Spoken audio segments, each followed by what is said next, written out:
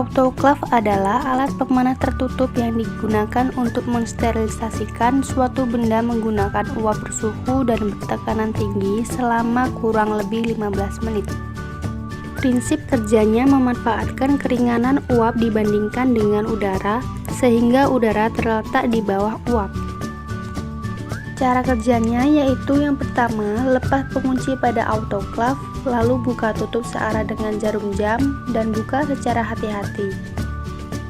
Kemudian keluarkan sarangannya, lalu tuangkan air sampai batas elemen dan letakkan kembali sarangannya. Kemudian letakkan bahan yang akan disterilisasi. Jika botol menggunakan tutup, maka kendurkan terlebih dahulu dan bungkus menggunakan kertas kopi. Kemudian tutup kembali autoklaf dan kencangkan pengunci pada autoklaf. Setelah itu, atur timer minimal 15 menit pada suhu 121 derajat Celcius.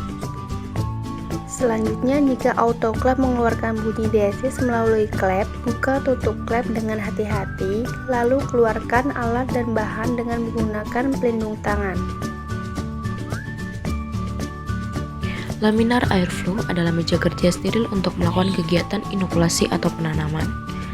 Prinsip kerjanya menggunakan prinsip penaseptisan, yaitu suatu ruangan berdasarkan aliran udara keluar dengan kontaminasi udara dapat diminimalkan.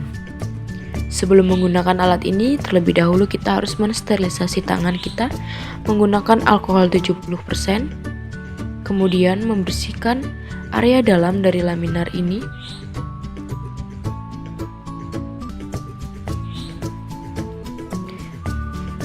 Bagian dalam meja,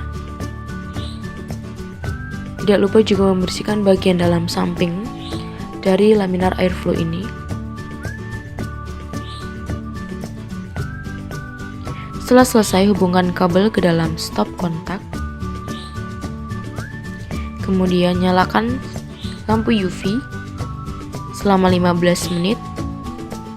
Setelah 15 menit matikan. Kemudian kita tunggu 15 menit sebelum membuka laminar airflow. 15 menit dapat dibuka dan kemudian nyalakan lampu neon serta fan.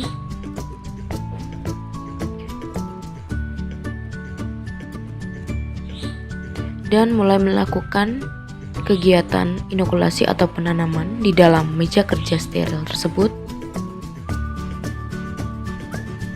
Setelah selesai, matikan lampu neon dan fan. Kemudian bersihkan kembali laminar airflow dengan alkohol bagian dalam.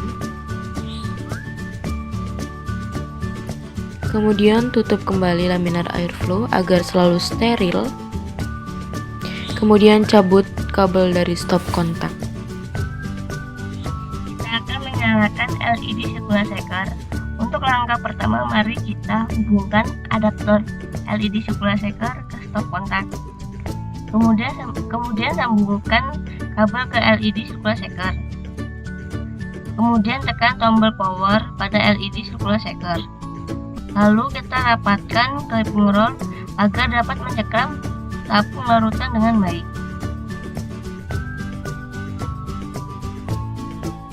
Kemudian atur kecepatan dengan menekan tombol mode dan atur tombol putar untuk mengatur kecepatan.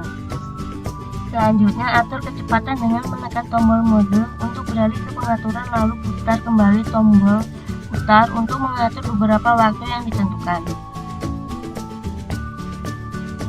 Kemudian diamkan LED circular shaker, menggoyangkan larutan di dalam tabung larutan sehingga larutan tercampur dengan baik. Shaker akan berhenti otomatis ketika waktu yang telah diatur habis. Ekman grab digunakan dalam pengambilan sampel sedimen dengan prinsip capit pada kepiting. Bagian-bagiannya ada tali, messenger, automatic mechanical, trigger, handle atau handek, penutup bagian atas, seling dan bola putih, penyeruk. Untuk merakai Ekman grab, yang pertama adalah pasang penutup bagian atas. Pada Ekman grab, penutup bagian atas ini digunakan untuk melihat hasil sampel yang telah diambil. Setelah penutup bagian atas terpasang, pasang handle pada bagian kanan dan kiri Ekman grab. Agar handle tidak terlepas, gunakan baut pada bagian kanan dan kiri.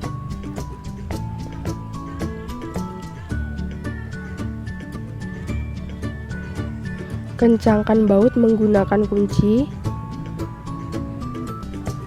Pasang tali pada messenger.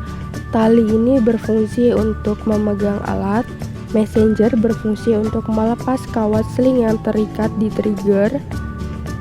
Setelah messenger terpasang, kemudian pasang automatic mechanical pada tali.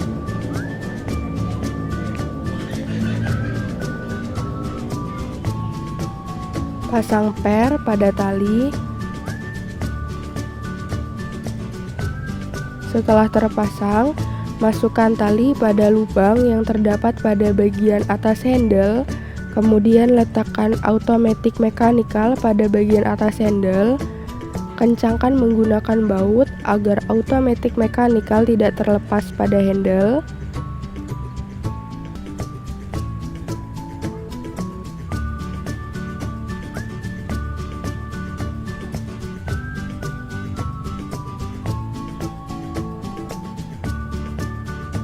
Kencangkan baut menggunakan kunci.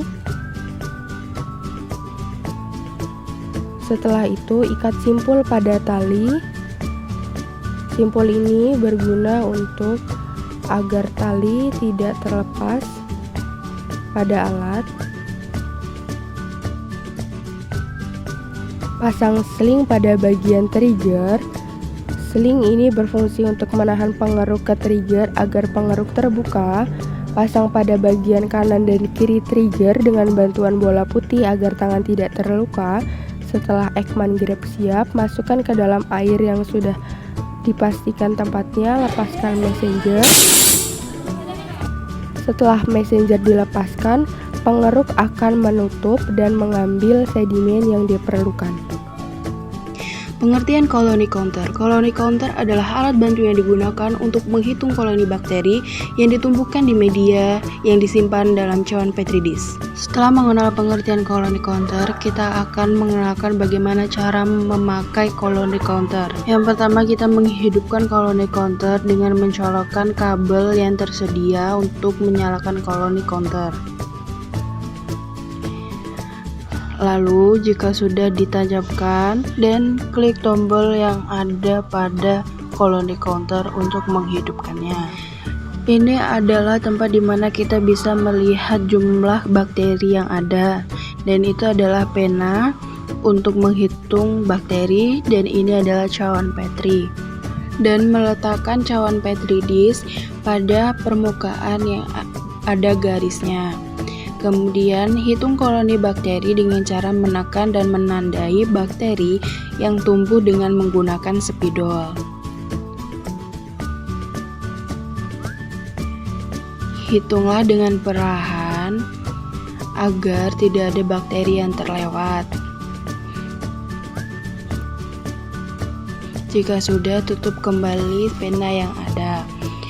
Jika sudah terhitung, jika sudah selesai menghitung, maka kita wajib mematikan koloni counter seperti semula. Tutup pena yang ada pada koloni counter dan letakkan kembali ke seperti semula. Lalu ambil cawan Petri dish dan tutup kembali. Setelah itu, matikan dengan menekan tombol yang berada pada koloni counter dan mencabut kabel untuk menyalakan koloni counter tadi. Spektrofotometer visible merupakan alat yang digunakan untuk mengukur absorbansi dengan cara melewati cahaya dengan panjang gelombang tertentu pada suatu objek, kaca atau kursa yang disebut kurvet. Fotometer untuk mengetahui nilai absorbansi. Skala nominal gelombang untuk mengatur panjang gelombang. Spektrum untuk meletakkan cairan kurvet yang akan diuji. Mencolokkan alat spektrofotometer visible dengan sumber arus listrik.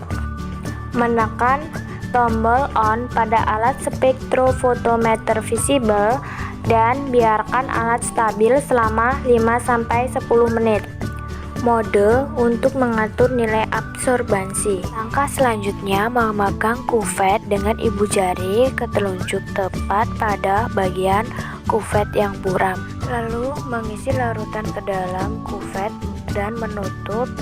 Memasukkan kuvet ke dalam spektrum, jangan sampai ada gelembung. Kalau ada gelembung akan mengurangi nilai absorbansi. Lalu menutup spektrum. Selanjutnya mengatur tuas di bagian depan spektrofotometer visible sampai berbunyi klik dan posisikan sampel dengan arah sumber cahaya. Langkah selanjutnya mengatur panjang gelombang dengan panjang gelombang 400 sampai 800 nm untuk mengukur sampel. Mengatur fotometer dengan menekan tombol mode sampai ABS agar bisa kita hitung nilai absorbansi. Mencatat nilai absorbansi yang telah kita dapatkan. Langkah selanjutnya membuka kembali spektrum lalu mengambil kembali kuvet di dalam spektrum. Jangan lupa mematikan alat spektrum fotometer visible. Dan jangan lupa mencabut kabel dari spektrofotometer visible dari sumber aliran listrik.